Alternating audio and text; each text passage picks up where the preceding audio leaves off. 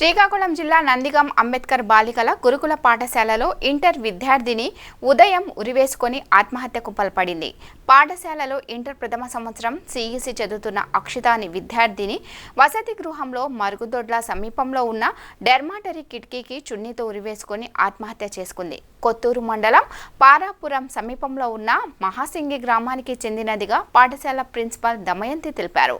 Inter first year చదువుతున్న విద్యార్థిని మృతి చెందిన సమాచారం అందుకున్న నందిగాం పోలీసులు వసతి గృహంలో సంఘటనా స్థలానికి చేరి మృతదేహాన్ని పరిశీలించి కేసు నమోదు చేసి దర్యాప్తు చేస్తున్నారు.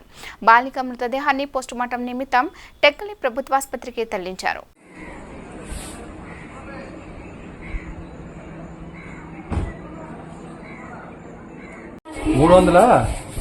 మంది సార్.